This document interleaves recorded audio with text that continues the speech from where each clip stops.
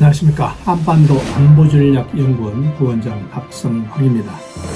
이순신 장군에 대해서 지금 계속 여러분들한테 유튜브로 말씀드리고 있습니다. 오늘은 그 세 번째 날로 이순신 교훈으로 발전한 일본 해군, 이런 제목으로 말씀드리겠습니다. 쉽게 말해서 이순신 장군의 과거의 조선 수군의 활약상, 여기에 자극을 받아서 결국 메이지 시대에 일본 해군을 급성장시켜서 지금의 해양 대군이 됐다는 얘기죠. 바로 그 원초적인 교훈이 이순신 장군에 대한 교훈이라는 겁니다. 일본은 해양 대국입니다.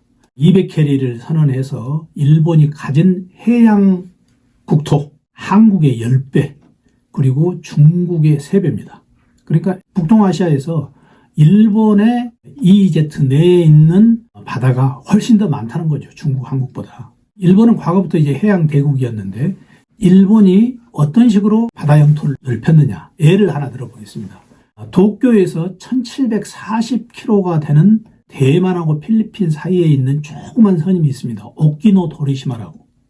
근데 이 섬을 일본은 그 해양에 눈이 빨리 떠가지고 섬을 소유를 하면은 그 금방 200캐리를 선언할 수 있기 때문에 이걸 빨리 해야 된다는 게 일찍 눈을 떠가지고 1800년대 후반에 이 섬을 자기 섬으로 영토에 편입을 시킵니다. 그런 섬들이 여러 군데 있습니다. 태평양 근방에. 그래서 그걸 합쳐보니까 결국 한국의 10배가 되더라. 중국의 3배가 되더라는 거죠. 일본은 이런 해양 대국에 걸맞게 해군력도 지금 강합니다. 예를 들어보면 한국과 해군력을 어떤 사람들은 비교를 하는데 이지스함, 그러면 한국은 3척, 해상자위도는 8척, 준이지스함, 일본은 6척, 그 다음에 잠수함 4,000톤급 이상이 일본은 21, 우리 한국은 4,000톤급 이하가 19척. 더군다나 이제 항공기 초계기 같은 경우에는 우리의 5배, 헬기 같은 경우에는 우리의 3배, 이렇게 해군력도 막 강하다는 겁니다. 그런데 문제는 일본 해군이 어떻게 강해졌는가? 그렇죠. 일본 해군은 에도 시대에는 그렇게 강하지 못했습니다. 그런데 일본이 메이지 시대에 내세운 게 바로 부국 강병이죠. 강병입니다. 그러면서 일본이 해군에 대해서 급작스럽게 발전을 시키는데 그 발전시키는데 그 모범적인 사례가 바로 조선 수군을 잘 지도한 충무공 이순신이었다는 거죠. 그래서 과거에 일본이 조선 수군한테 패한 그런 교훈을 가지고 일본이 그걸 반면교사로 삼아서 지금의 해양 대군을 육성을 했다. 이렇게 봐도 과언이 아닙니다. 그게 바로 메이지 시대 청일전쟁에서 승리하고 러일전쟁에서 승리를 하게 됩니다. 자, 청일전쟁 보시면은 바다에서 많이 이루어졌죠. 아산만 앞바다에서 청나라 군대하고 일본 해군하고 여러 가지 이제 싸웠죠. 그러면서 제원호, 고승호, 여기에 일본이 기습 공격을 함정에 함으로써 청나라 해군을 완전히 마비시키고 결국 일본이 중국으로 진출하게 된 계기를 마련하게 되죠. 자, 뿐만 아니죠. 러일전쟁 때는 선전포고 하기 이전에 리순에 있는 러시아의 함대를 공격하고 제물포의 러시아 함대를 공격해서 일단 해군력을 장악한 다음에 다시 육군으로서 만주에 진출을 하고, 그리고 나중에 러시아가 다시 발틱 함대를 둘러서 오는 도중에 스시마에서 발틱 함대를 결정적으로 괴멸시켜서 승기를 잡게 된 겁니다. 이런 근본 바탕이 바로 메이지 시대 해군 육성에 있다는 거죠. 해군 육성에서 결정적으로 한국의 이순신 장군의 군 운영 그리고 전략을 많이 참고를 했다는 거죠. 그래서 일본 해군이 분석하기로 자기네들이 임진왜란 때 왜 졌는가? 그거는 바로 이순신의 조선 해군이 반격을 해가지고 해상권을 상실했다. 그런데 지금까지 세계 전사에서 보면은 단도전에서 해상권을 갖지 않으면 승리를 하는 전쟁이 거의 없었더라. 그래서 결국 일본이 해군을 집중적으로 육성하게 된 계기가 됐다는 겁니다. 그래서 일본 해군이 조선 수군에 대해서 많이 연구를 했습니다.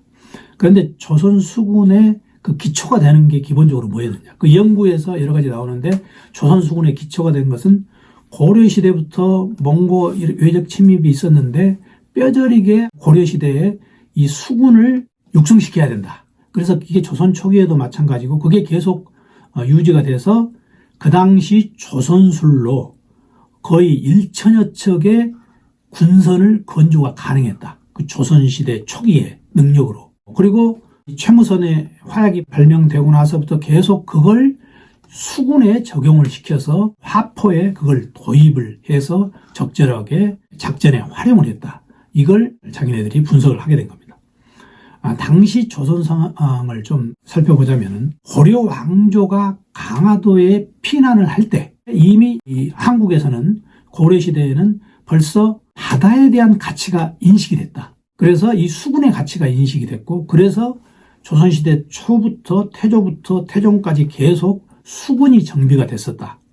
그래서 결국 태종 13년에 거북선이 고안되고 그 고안된 거북선을 가지고 태종이 스스로 거북선과 외손이 싸우는 그런 모의전을 관람한 그런 역사 자료가 있다. 이런 거 보면은 이미 조선시대에 조선 수군에 상당한 비중을 두고 있었다는 걸 우리가 알 수 있겠습니다.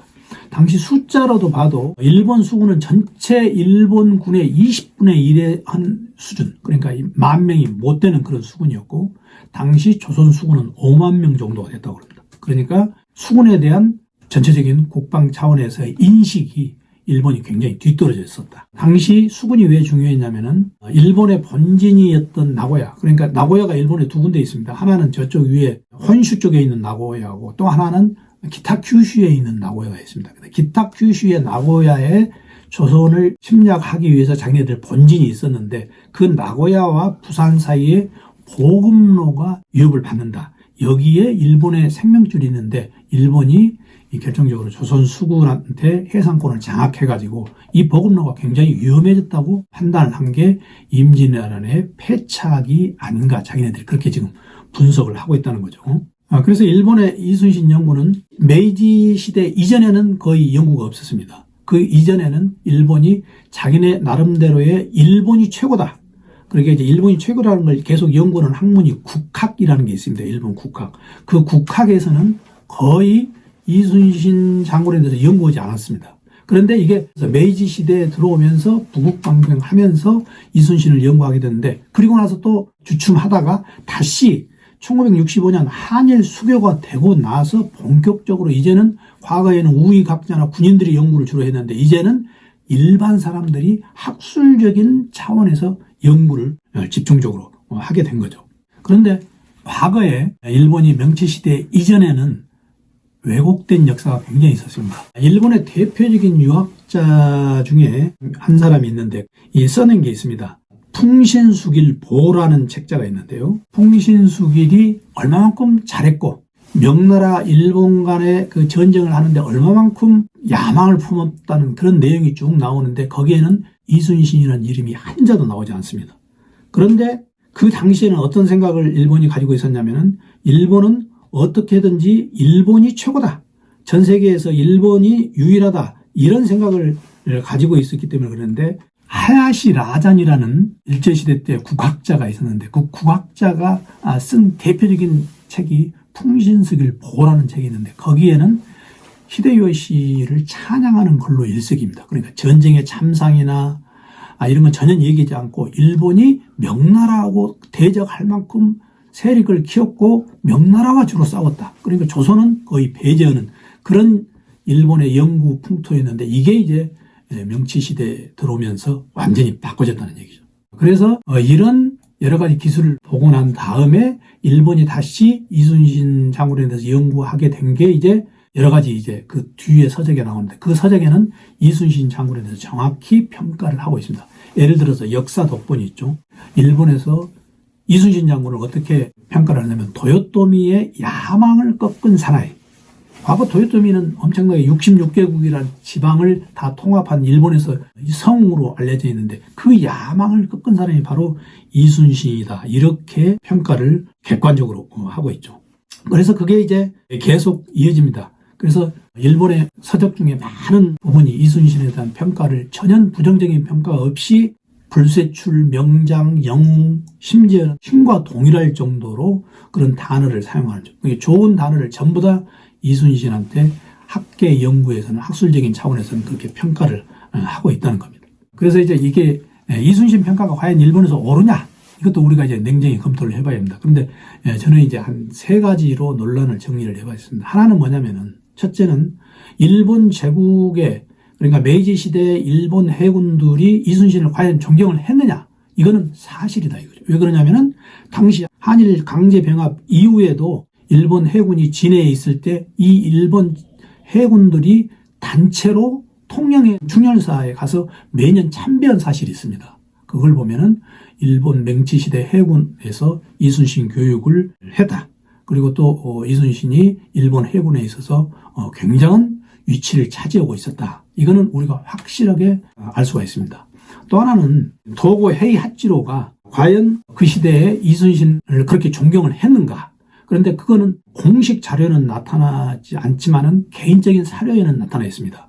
그래서 이걸 우리가 공식 자료에 나타나지 않은 걸로 봐가지고 이거는 확인을 더 해봐야 된다. 예를 들어서 도고가 넬슨보다 이순신을 훨씬 더 존경했다. 이순신이 나의 스승이었다. 이런 얘기를 개인적으로 했지만 이거는 도고의 공식 자료는 없기 때문에 우리 사학자들이 조금 더 연구를 해가지고 이런 내용을 더 발굴할 필요가 있다. 이런 생각이 들고요. 마지막으로 이순신의 평가 중에 일본에 이런 게 있습니다.